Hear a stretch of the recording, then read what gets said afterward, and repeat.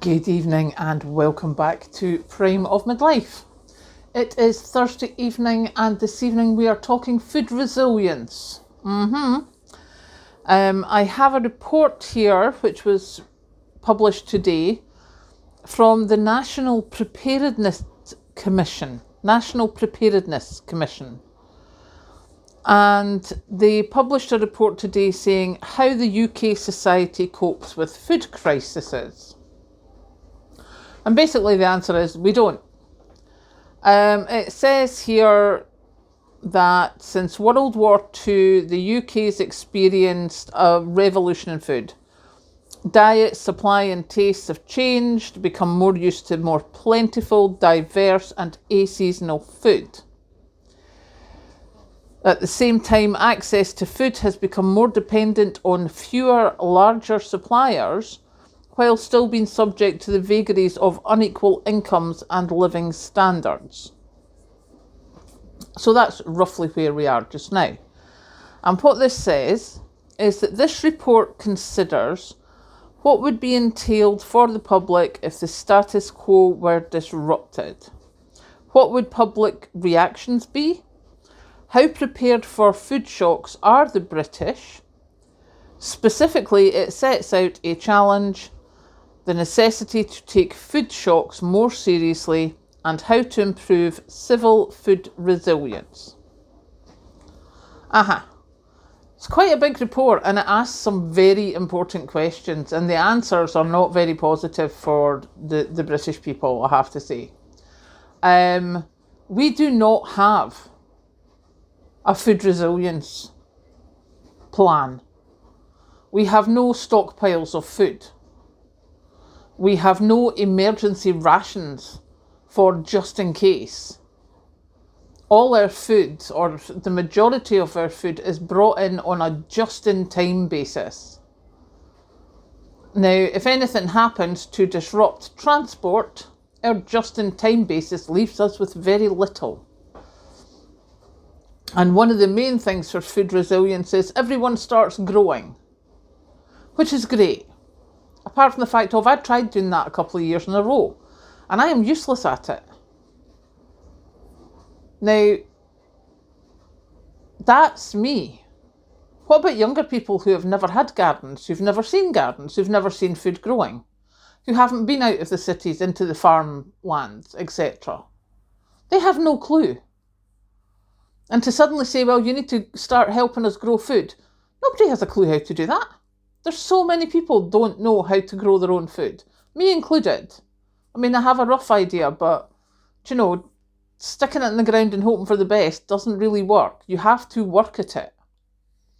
And we as a people here in the UK are not terribly good at having the knowledge of that.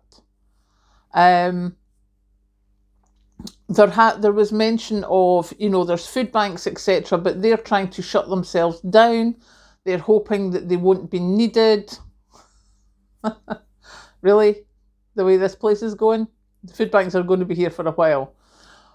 Which is great until you work out where do they get their food from? They get their food from the supermarkets and stuff and from donations. Well, if there isn't this stuff to donate, it's not happening.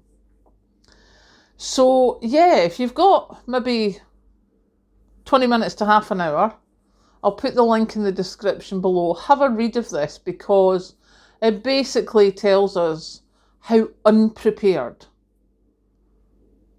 Britain is for a food crisis. We just don't have anything. I mean, if I scroll down to the recommendations, doing many scrollings. Right, recommendations. Key recommendations include that. The first one is that a new coherent UK food policy is developed and put on a statutory basis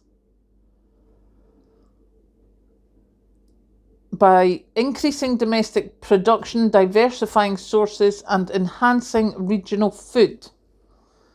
Ideally, this would be enacted in a new Food Security and Resilience Act, but they'll probably use civil contingencies. Now, this next line kills me every time. Legislation should formalise an obligation on the state to ensure the public is fed in crises, and to allocate responsibilities for preparedness to central and local government while stipulating the principles for doing so. Sorry, I'll just put that off. That's my dishwasher in the background. So, legislation should formalise an obligation on the state to ensure the public is fed in crises. Which basically means we don't have that in legislation just now. There is no government obligation to ensure the population is fed. Yeah, let that one sink in.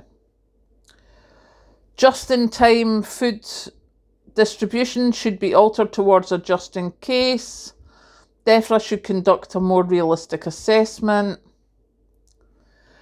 Some new council should provide clear evidence-based advice and provide continuity of such advice. The National Infrastructure Commission's terms of reference should include food, updates on communication. I mean, definitely go and have a read of that, because basically what it says is the UK is in no way, shape or form ready for a food crisis. So, one is none. And two is one. I go be making lists. And saying that, I don't think it's as urgent as I thought it was when Ukraine was invaded and there was the problem there. However, there are still many, many things going on in the wider world that I would say wouldn't guarantee that things are going to carry on the way that they are in the near future. So, yeah. I am quite okay with that. I have that in my head. I've had that in my head for a while that, there could be problems. What I am shocked at is the absolute lack of preparation or cunning plans or, backups that the UK government has. So, yeah, go and have a look at it and make sure you sort yourself out and try and get yourself sorted. Now I'm going to go make lists. Catch you later.